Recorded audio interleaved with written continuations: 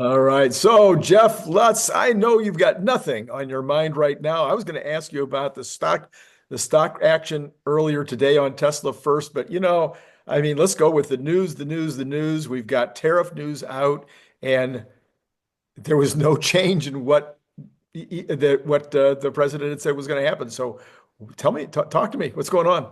Oh, there's a big, I mean, he put 25% finished goods tariffs on. So I put a post out about this earlier today. This is what I would have, if I'm gonna put a tariff regime on, this is what I would start with. Unfortunately, the net of this is going to be a big problem for Ford, GM, Stellantis, some Toyota models, Hyundai, and Honda. They're in big trouble. And then, of course, all the European models that are built outside of the U.S. It's not a big number. And then there's Korean, Japanese models that are sourced out of Korea and Japan. Like there's all this news today about a plant in Georgia for Hyundai, but that plant is not it's not ramped. They're getting all their cars, almost all their cars out of Korea. So this is a big deal. So the president announced 25% tariffs on autos that are assembled outside of the United States. So this is final assembly. So you have an auto parts business and you have final assembly. And this is on fully assembled automobiles outside of the US. And I've got an article posted on my X. I pinned it to the top. I did this in February as soon as the tariff talks started, and it's still current. Like you still go to it. I may add a module to it regarding the European makers, but I cover what's going on in Mexico and Canada in terms of final assembly from all the major auto brands, and it's probably more significant than people think. The Civic and the RAV4, for example, two of Honda's top product lines, two of the top volume sellers in the world. For the U.S. market, the Civic and the RAV4, they're built in Canada. Now, Honda has announced that they're going to move that part of that line or all of it to Indiana. I don't know what the timeline for that is, but they're going to get hit right now at 25%. So they need a plan to move to the U.S., move final assembly to the U.S. And in the other models I have, if you just start with EV, the big hit is GM Equinox. That's a big hit. That's assembled in Mexico. That's a big problem. And the Mach-E. So of the top 10 EVs sold in the US, Tesla has three of them, with the three, the Y, the Cybertruck. Right. I think the X may even make the number 10 or something. But there are three other ones on that top 10 list that are assembled in Mexico. And that's the Equinox, the Mach-E, and I believe the Hyundai Ioniq is made there, or portions of it are made in South Korea. So these cars are all getting hit. So if you have a Ford Mach-E and it costs you $40,000 to make it, it's going to now be $50,000 over the border. So they were already at a negative EBIT. They're going to have a huge problem. Because remember, their businesses they have the hardware margins on the car, and then once they get the car to the dealer lot, then they have all these other things that they sell in. They sell financing, they sell in warranty services, they sell in aftermarket services, they sell accessories. These are all parts of the business. But if the core piece of it is underwater, and now it's further underwater with these tariffs, it really impacts the rest of the business. So their only saving grace right now is that the president didn't put tariffs on all auto parts, and because that would have damaged the business cases for the product lines that are final assembled in the US, because there's many of their high value add components go back and forth over the border, like the engines and transmissions, before they're final assembled Okay. in the US. Right. So right now, this is the story of final assembled vehicles. Right. For Tesla, it's 0% tariffs. Right. Tesla is completely untouched in this. Tesla has 20 to 25% of some of their parts that come from Mexico and Canada. Those are not impacted at this point unless they have another tariff on them, a steel or aluminum tariff that they're dealing with. But those would be small in comparison. Tesla, this final assembled 25% tariff saga, And I posted about it. I'm like, why would Tesla be down after hours? And sure enough, it turned around in like 10 minutes as soon as the market woke up and realized that Tesla has a 0%. By the way, Rivian as well. For all the Rivians in the US, they're all made here and Lucid as well. So, but in terms of the major volume automakers, the biggest auto factory for output is the Tesla Fremont factory, and it's unscathed. So, Jeff, you and I have been talking about tariffs for months now because we probably know more about it than pretty much anybody else in the YouTube Tesla community. Um, what we've been talking about is how companies and consumers both shift what they do in order to solve the problem, if you will. So the first thing that comes to my mind is that there are lots of sedans, lots of pickup trucks, lots of off-road vehicles. I mean, there's lots, these categories have products that are made in the United States, they have products that are not made in the United States. And so would your anticipation be that the first thing that will happen is that the consumer, because of the pricing, will end up doing a lot of shifting of their purchasing to the products because the prices is now better? I mean, sure. Now now you've taken. So think about Tesla's number one selling car, the Model Y. Mhm. The non-Tesla competitors. So if you were all amped up and anti-Elon, anti-Tesla, so I'm going to go buy a Mach-E. Well, if you're Ford, you may not be building a lot of them at this point. They'd already taken their capex down, Right. so they weren't growing their capex, and now they've got to figure out how to move this here. But the problem is it's not just a move because the economics change when you're paying $2 to $10 per hour of labor in Mexico, and now you've got to pay, union $40 to $55 an hour in the U.S.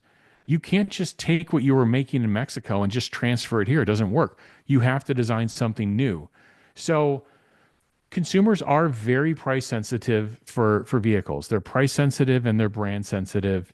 And, we have all kinds of conflicting data on the Tesla brand, but all of it says that it's fairly, small or manageable impact at this point. Right. Now, this can't be pervasive. It can't go on for years in terms of, everything that's happening. And we're already seeing kind of a little bit of a settling in terms of at least, thanks to um, the punitive damages that are as a result of, doing one of these crimes, like you want to just throw your life away. So it seems like that's starting to settle, but we need to get more data points. But yeah, consumers are brand sensitive and price sensitive, and this blows things out of the water that were final assembled outside of the U.S. And there's one reason for them to do this. They're doing it for cost. I don't get the Canada thing very well, but I mean, I'm assuming that, the union labor rate in the US is an absolute killer. Yeah. Yeah. And, you know, again, the business model for legacy auto, they have hardware margins that are very, very small for a vehicle. Their business models really rest on the post sales, the warranty, the servicing, all those kind of packages. And but when you take that core sale out and you put it underwater, it makes the rest of that, somewhat non-recoverable. Um, So I'm I just was, going through the list again. Yeah, yeah, sorry, go ahead. Oh, as I've Cadillac noticed. Optique. Yeah, that's in there too. Sorry, So go as I ahead. was noticing though, and if we go outside of our EV market and just think of it in terms of the general economy and the general reaction, about by consumers, because that's very, very important in terms of the, you know, even though Tesla might get a huge advantage out of this if the economy collapses because nobody's buying cars. But I'm assuming that the GMs, Fords, Stellantises of the world have a lot of excess capacity in the United States on the models that are made in the United States, and that we would just, to the extent that they can, we'll see shifting. Now, we might also see, well, you said they have no margins, but maybe they do have bigger margins out of Mexico than they do on the domestically produced products. There might be some margin shifting in order to absorb some of that tariff. But I think also to your point a minute ago, the reason for this tariff has to be, it has nothing to do with, I don't think, collecting tariff money. This is all about getting the product moved in the United States. Yeah, I mean, I'm sure there's some portion of it is collecting this, but the big piece of it, yeah, is moving final assembly to the US. And maybe there's just some gap in understand. I'm sure the automakers in the White House have been negotiating nonstop. Um, but so they got a bit of a reprieve on the auto parts. If the Right. auto parts were impacted, I mean, That I would know be they've been building inventory and front running it, but sure. they would be shut down in weeks. So now you're going to have what you're going to hear is you're going to hear individual product lines potentially shutting down is what you're going to hear. Now they were bringing inventory of those cars in, I'm sure. First off, they already had. You remember Tesla's running at 12 to whatever 15 days of inventory. Yeah. These guys were at 60 to 120 days of inventory. So you're not going to see lots emptied overnight, but they'll go through this stage of stock out, and then they'll go through this stage of not replenishing because you're not going to build. If a Mach-E was $40,000 yesterday, now it's 50,000. You're not going to build it. I don't. Consumers aren't going to pay more for a Mach-E. It doesn't drive itself. It doesn't have any of these new things that Tesla's out there doing. But yeah, and your broader point is spot on too. There's 3 million people in the U.S. auto industry. When you think of the U.S. auto industry, it's not just the Right. Ford, GM, Stellantis, the final assembly plants. That's only like 150,000 people. By the way, that's part of the problem. The value add in the United States is very small when you're talking about the actual auto OEMs. They do very little work here. Yeah. It's all very modular. They're all doing this assembly outside of the U.S. and then just doing final integration here. So that's small, but the supply base in the US, that's a big portion of it. The financing and banking and all those are all tied to the auto industry. So yeah, you could cause a really big problem from an employment perspective, from an economy perspective, if you take something like that and you thrash it like this. So I think the 25% is a big impact on that. I think it's going to cancel some products potentially, but I don't know if it knocks the U.S. auto industry out down for the count. If it was the auto parts, I would say they're down for the count. Like I this see. Yeah. is So so. you said what I think it was last week or 2 weeks ago, we talked about the fact that these are some of the biggest companies in the country. They have their lobbyists, they have the CEOs themselves. They have to have been in front of the Commerce Department and others at the White House, maybe even directly with the president, talking about this subject. If they were really, really, really anxious about this, surely they would have been able to get their point across. I have to believe that this 25%, while difficult for them, was not difficult enough for them to just put their fist through the wall. Well, I think they had to just, I also think they kind of had to settle for this. I mean, you know, I think the president is set on doing this, and I think this is not. I mean, if I'm reading off this list now. Um, you know, I'm reading this list of cars, and again, it's a mixed bag. Some of Right. them are. It's some of them. Um, so the Cadillac Optique, that's an upcoming model. That was Mexico. You're done. Chevrolet Equinox EV, Mexico. You're done. Chevrolet Blazer EV, Mexico. You're done. Ford Mustang Mach-E, Mexico. Done. Those are the EVs, the hybrids. I'm sure there's more. Then you have the Chrysler Pacifica hybrid that's in Canada, the Jeep Wrangler 4xe Canada. So these are models. These aren't like every version. The Yeah, Jeep yeah, Grand Cherokee yeah. Canada, Toyota Prius Japan. Um, although it looks like there's some assembly in the U.S. The Corolla hybrid. So yeah, these are just it's certain models that just get wiped. That's in Japan. The RAV4 hybrid, that's the one. That's either Japan or Canada. That's a big volume one. But now they're starting to move this to Kentucky. Hmm. We'll see where that goes. Buick gets hit. Envision. I didn't know that was built in China. That They're must be on still, a that must be on they're an still, exchange tariff. That's an ICE car. Chevrolet Silverado, ICE car, Mexico. Chevrolet Trailblazer, South Korea. hmm, Honda Civic, Canada. That makes sense. That's the one that's moving to right. Indiana. CRV, Lincoln Nautilus, Nissan Rogue, Japan, Toyota Camry, Japan historically, but I know they have Georgetown, Kentucky plants here.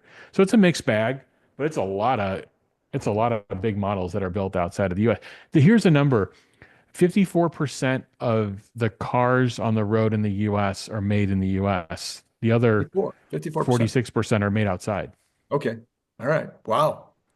Yeah. So I just wonder, it's just hard to imagine right now what that's going to look like in terms of, I was just looking, so the Dow's only down 147 in after hours, S&P down 0.43. So, I mean, it's not, so this is, I guess, a lot baked in, a lot baked in.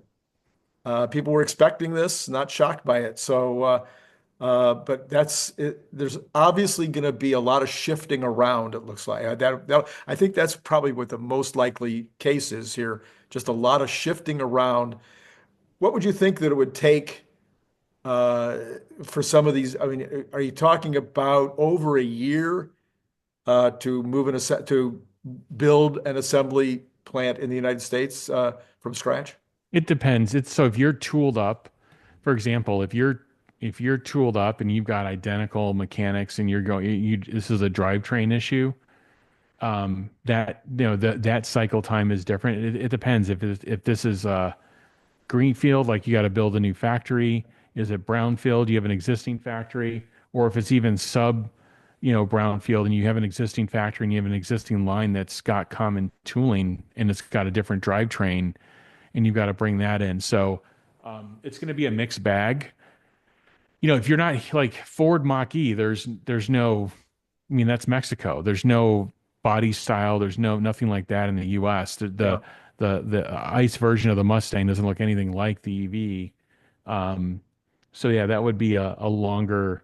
And again, I don't think the economics work. If you just move it to the Yeah. Yeah. U.S., Yeah. but you. The other Already. thing is their design approach was for low automation and high labor in Mexico. Yeah.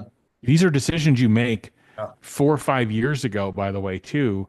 If you're introducing a new product, and yeah, and when you're designing for $2 to $10 an hour labor, see the USMCA was supposed to put a floor on labor costs at Mhm. 16, but I don't think that that's audited well. Yeah. I also think that a lot of these OEMs have suppliers inside of factories kind of deal where it's Mhm. like, okay, you get this Yeah. square footage of the factory. Your Foxconn, you'll run in this area of the factory and you have your own rates. If you're paying $2 an hour, Yeah. I could give a SHIT. You're just doing it. And then, but like on my final assembly, I'll meet the USMCA requirement, but I'm going to get 80 or 90% of my content from these subcontractors building stuff for me. So that they always find workarounds.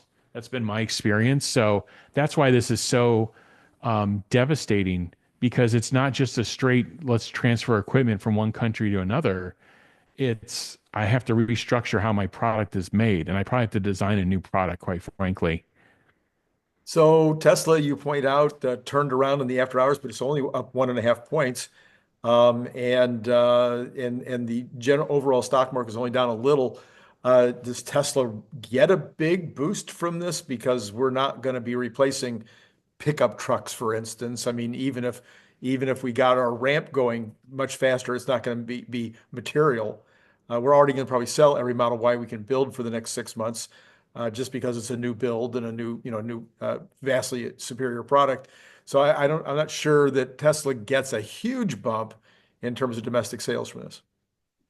I don't know about that. I mean, their capacity, they were running under capacity in the US. Now, you don't never run at 100% utilization. That should only be peaks and bursts. And they were relatively better than other automakers in terms of utilization. I was seeing numbers of like 30 to 50% utilization from like the big three.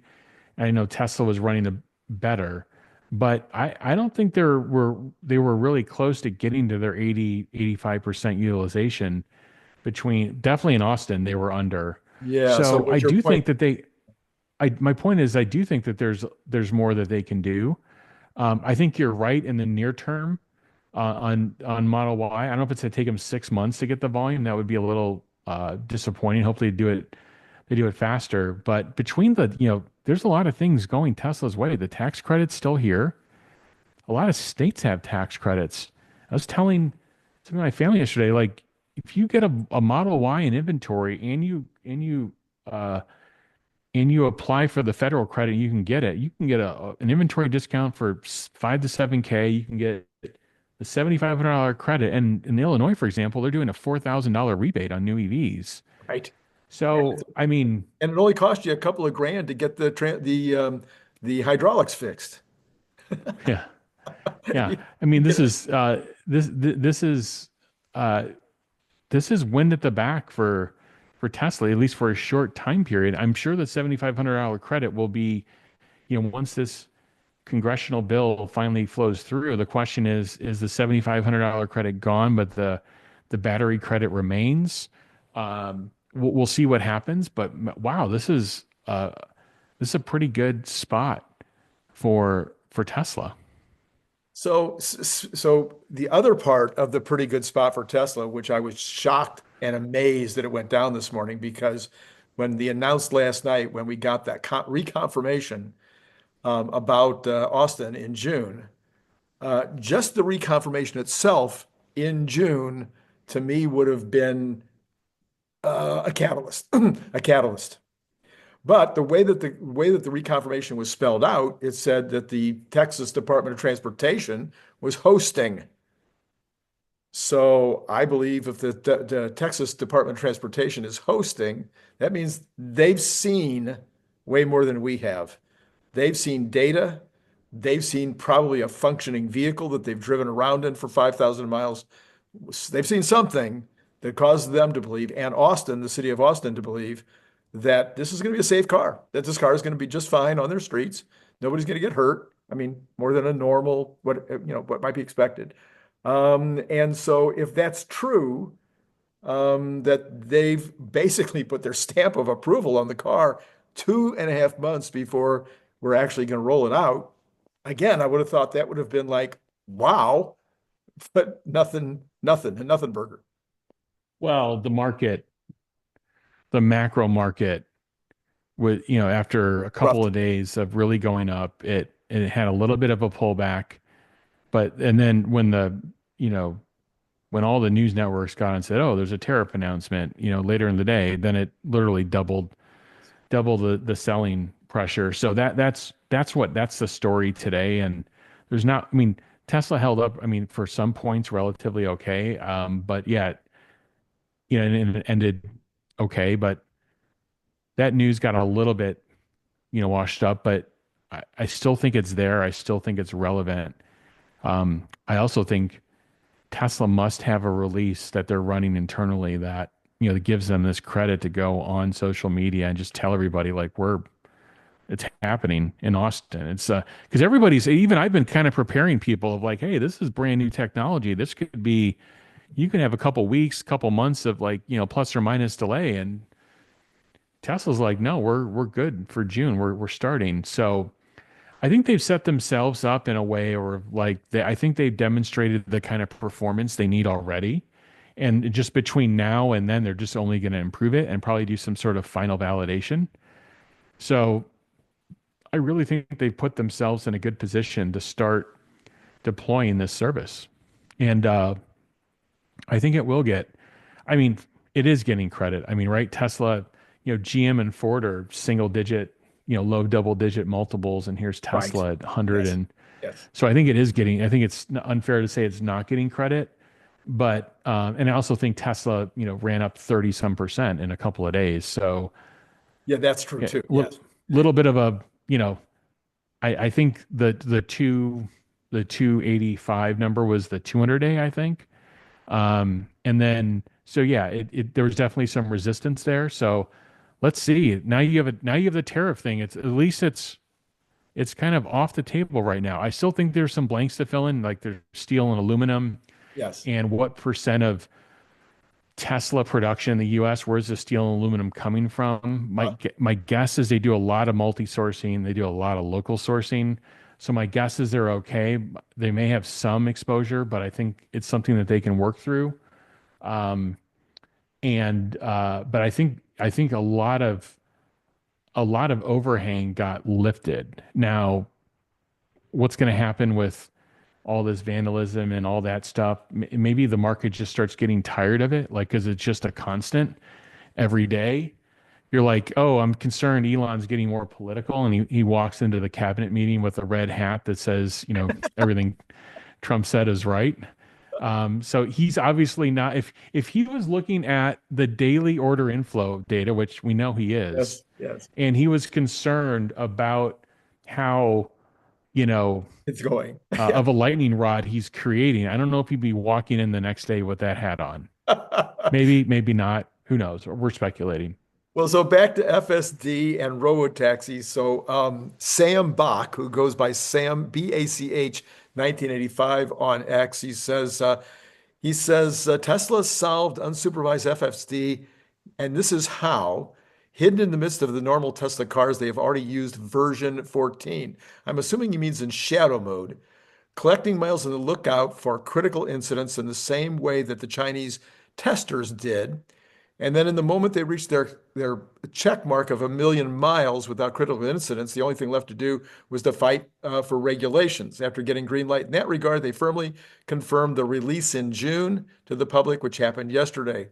And then I think you commented on that, or maybe you commented separately about this idea that maybe they were using some kind of a shadow mode or some kind of a method to generate data off of the future version, which is the final, if you will, version that will give us the 1 million miles or whatever number it is. So what did you have in mind? Well, you typically run in shadow mode to see if you've taken a degradation or a step back. If your current release that is publicly released is not as good as your shadow mode release, you're never gonna see the benefits of the shadow mode. You're just gonna know that shadow mode wasn't any worse. So I don't know. I'm sure they're running elements of it in shadow mode. I'm sure they're testing various things. But I think it is also safe to say that Tesla has, when you're developing software, there's different sections of code. It's units. There's unit tests you can do. Then you integrate all the code together, and there's integration testing you can run. And then they have system testing that they can run where they actually take the software to various extremes with simulators and so forth, and they really try to find and run all the edge cases as much as possible, run it at various extremes.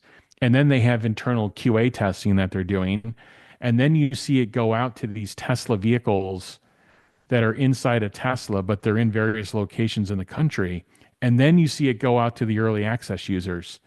So my point is Tesla's probably running the May or June release internally now at various phases. Maybe this is at the phase of, Ashok and his team, and they're running it on their cars, and Elon's got a version of it. And then QA's got something that's a little bit closer to what we would be getting next.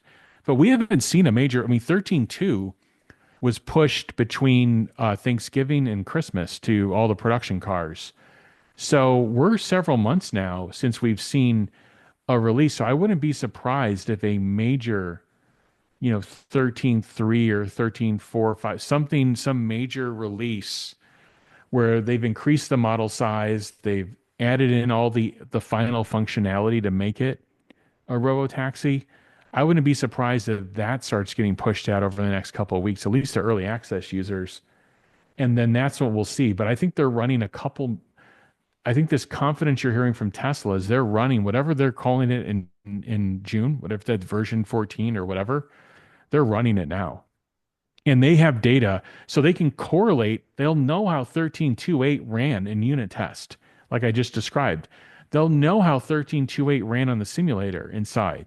They'll know how it ran in QA testing. Like they'll have data and they can see how much better this is. This is, scaling laws, and now you'll take scaling laws and you'll apply it to actual internal data, and they'll know what percent improvement they're seeing. So one of the statements that Elon has said a long time ago is that once this thing is operating at that level, a level of virtually, a better and maybe 5 times or 10 times better than humans, that it would be unethical, it would be immoral not to allow it on cars. It might become unethical not to require it on cars at some point. But so Europe, China, the United States, California, I guess those would be the UN. I guess those would be the 5 agencies that we've been mostly looking at that are in some stage of where this will need to be approved.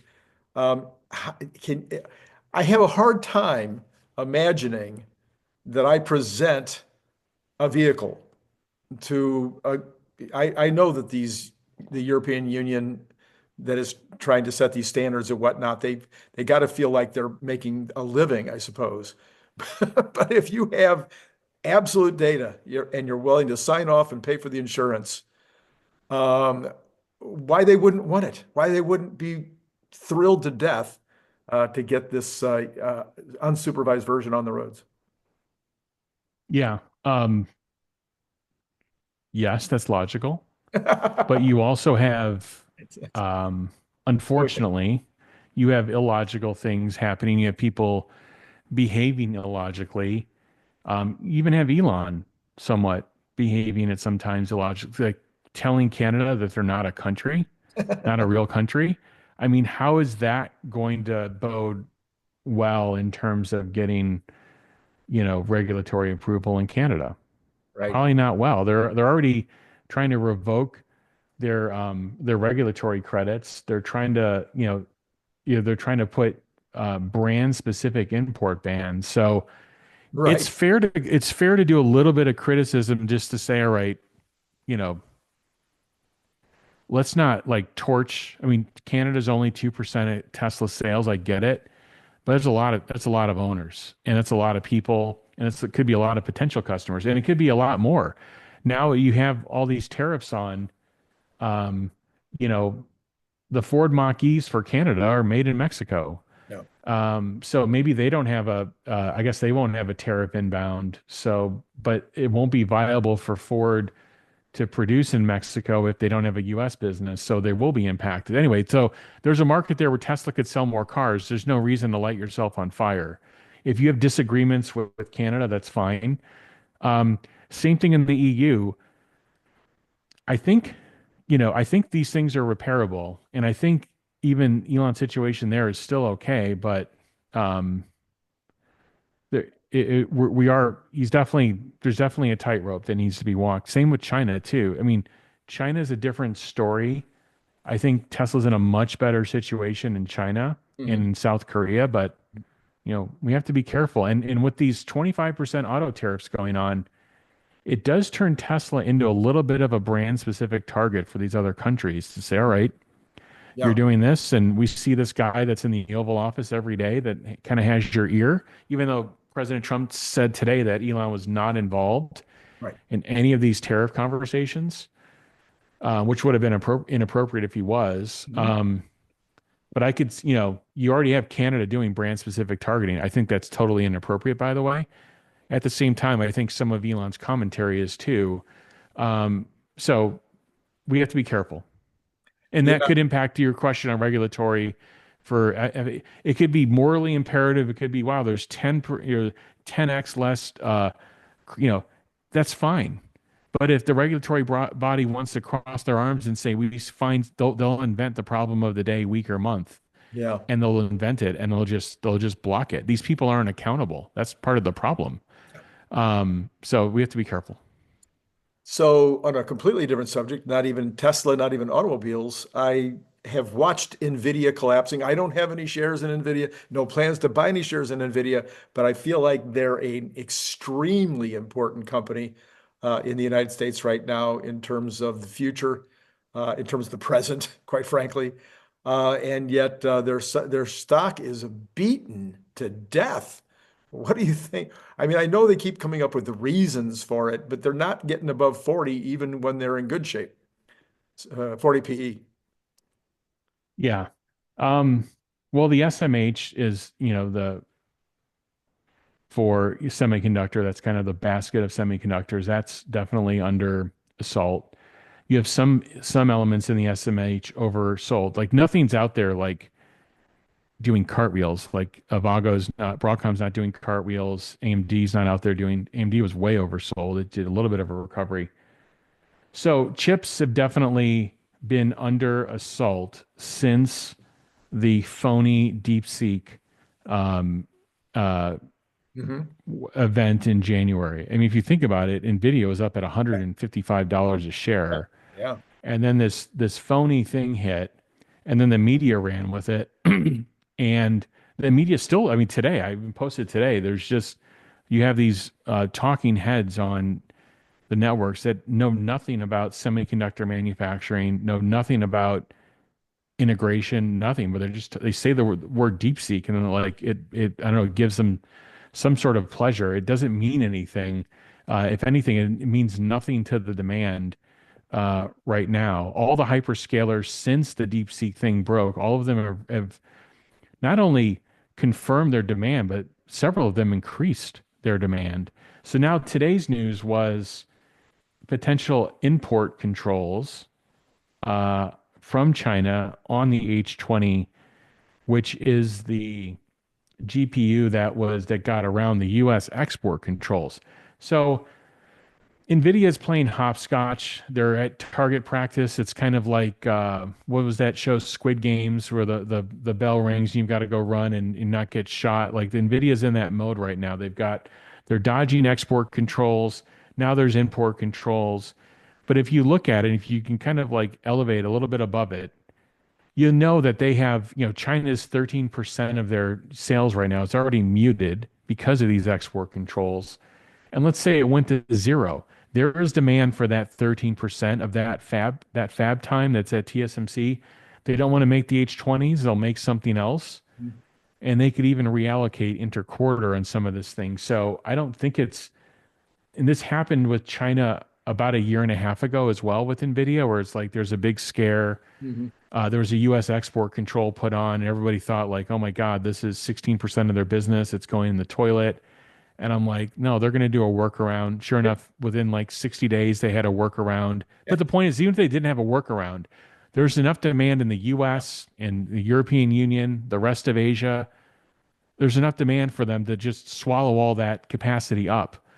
And that's the situation they're in. They're sold out on Blackwell. They're sold out on future the Blackwell Ultra later in the year. So this isn't an issue, but you'll get these flash sell-offs like a little bit today, 5 or 6%. I think it'll be fine, but it's definitely range bound. And I think also it's also a little bit under the tariff umbrella. So that's why you saw TSMC march in here and saying we're going to build another, we're going to add to this existing facility. And now you're hearing Nvidia talking about, I don't know why they're talking about direct production. I don't know if they think they're going to build a foundry or what, but they're talking about getting more and more production here. I think it's through partners. But they're all saying the right things to avoid tariffs. But you have a tariff overhang, you have the SMH overhang, you have the DeepSeek overhang. At some point, I think it breaks. They had tremendous earnings. Their gross margin, like the analysts come out, oh my God, they're at 72.8% gross margin versus 73.9. Like, are you serious? Um, so I I honestly think it's fine. At the same time, who knows? It could come under this thing traded down to $90 on nothing last year. It could do that again. Who knows? But I I think it's still it is the best hardware company in AI right now, and there's no one even close. Yeah. Yeah. So how do you see the next? So, assuming all of these announcements are honest about bringing manufacturing in the United States, all the 500 million for Apple and, you know, J&J and now that electrical company today, assuming most or all of them are honest, it takes time to plan these. It takes time to find a space to build on. It takes time to build. How soon does this really impact the economy? Years. You're talking a couple of years. Couple of years. Okay. So I mean, depends how quickly, in terms of like people being hired and, couple of years. But like that, for example, that Hyundai plant that was kicked off in the old Trump administration Yeah. in Georgia, I think 2018, 2019, and they Right. just finished, now some of these things get slow walked. You had Yeah. COVID. Yeah. Um, they're not building, a lot of people aren't building on Tesla speed. So you're going to get some variation in there, some feet dragging. But if you have the tariffs on, I think people are going to move a little bit quicker. So, but yeah, you're talking a couple of years to really see the impact. But, you're going to have a lot of construction jobs. You're going to have a lot of, um, you're going to get the process started. The And, infrastructure uh, and that around. would be, Yeah. yes. So it's a delicate walk because now you've got tariffs on. Somebody's got to absorb that cost. And then now you're onshoring. And, if you onshore the right way, you should be able to get your cost structure under control. So it's not like I moved to the US and now my product costs 20% more. You're doing it wrong if that happens. Just to be very clear, you're doing it wrong. You you did not redesign your product. You did not redesign your supply chain properly. You did not redesign and add further automation to your manufacturing methods. You didn't partner. You didn't look at, the right capital structure. You did something wrong. If you're just transferring what you did overseas and you're doing it here to salute the president and not pay the tariff, you're doing it wrong. If you're actually restructuring on what you're doing, those are the people that are going to succeed in the new environment. So right up your alley, last question, right up your alley. NVIDIA just announced that they are going to do for other companies what Tesla has been doing for many, many years, which is to have the entire factory or distribution center have a digital twin, have complete computerization throughout, et cetera, et cetera.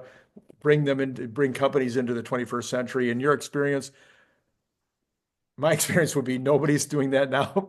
I'm sure you've seen some more modern plants. Would a lot of these companies would this be another benefit to NVIDIA that a lot of these companies that are coming into the United States now and building these brand new plants, would this be people turning to NVIDIA and say, as long as we're building from the ground up, we might as well get this AI in here? Yes, I do think this is a business that will grow. There's a lot of data that could be used to make products better, make it more efficiently, and to eliminate defects and eliminate steps in the flow. So, but there's a long slog too. So Tesla's homegrown. They've homegrown all this software inside of their company. It's one of their really unwritten competitive advantage. They call it their warp software. They do their ERP, so their material planning piece of it. They do the factory software on that. They do their connection to the service side of it because you really want to bring these elements from raw material all the way to post sales, and you want to get them as inextricably connected as possible where there's just no latency between the data. So you want to know as you're getting warranty items raised, like what does it do to your raw material supply chain? And Tesla is very, very good at this. They don't have to pay anybody a perpetual license on it, Right. and it really helps. So NVIDIA is getting into this business. But I think people need to understand that just like the announcement with GM and NVIDIA, like NVIDIA is going to do the self-driving solution for GM. They're not going to hand them fully functioning cars that work. GM engineers still have to do that integration like NVIDIA's done for years. Maybe they're changing what they're doing, but what they've done for years is make a reference design. So they make a computer on the infrastructure side and they make a computer on the inference side. And then you, as the auto OEM, like you've got to figure out how to integrate it from a controls perspective in your vehicle, get the right safety, get the right performance, and you've got work to do. Right. Now they're saying that they can from a training perspective, they have a way to improve this via simulation, but there's no panacea. You can't go. I can't look in the go out to the street and see, a BMW in the street and say, I just go to NVIDIA, I'll buy the computer for the car and I'll use their cloud services and I'm going to make that car self-drive it. There's no silver bullet for that. You've got to do the work. So Tesla's done that work. I still believe if Tesla wants to license FSD, that there will be customers for it as long as they're high volume. But this is not some silver bullet. When every time you see NVIDIA get up on stage, I mean, I mean, Jensen, I love him by the way, but he was in a Mercedes, E-Class, I think 8 or 9 years ago, talking about them using his computer in the car, and that car is not. You can't get in that car today and say, take me to Costco and it's going to take you there. It doesn't work. Yeah. Yeah. So when people tell me about NVIDIA and they tell me about, they're coming to BYD or they're coming to GM, I'll be like, tell me what car lot I can go to today and tell me the model I can go into and do a test drive and go from point address to address. Tell me which one, because I can go to a Tesla delivery center today and I can do it. Mhm. Yep. Yep. Yep. Yeah. No, I always say that putting ERP in my factory was the hardest thing that I ever did, and that included first year of law school. Okay. So, which was the second hardest thing I ever did. So Yeah. yeah, these companies, it's one thing to say, here's a nice product, here's a package, and then actually integrating it into your company and making it work and coming out with something at the other end that actually is something that brings you benefit. That's a whole nother story. And Jeff, they ain't cheap. as always, it's fascinating and fun to have you on, and we will see you again hopefully next Wednesday if the creek don't rise. Yeah. You as well. Take All right. care. Bye.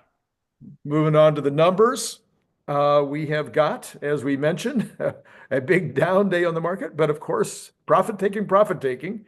So the Dow Jones was down 0.31. The NASDAQ was down 2 full points. S&P was down 1.12%. When I say points, I meant percent. 2% on the NASDAQ, 1.12 in the S&P, and then Tesla was down 5.56. Now that take into consideration it had just run up 30 plus. So coming down 5.56 was not that huge. In the after hours, however, Tesla is up. It was up 1.5%. Now it's up 0.75% at 274. I've got to give Nicholas Gibbs credit for last night saying that he thought it would bounce off of 270, which it did twice today, at least. Yes, it bounced off at 270 twice today. That was the bottom and is now back up at, as I mentioned, 274.11. How is the bond market doing, you ask? Well, how is it taking the tariff news? Well, it's still going up, up, up.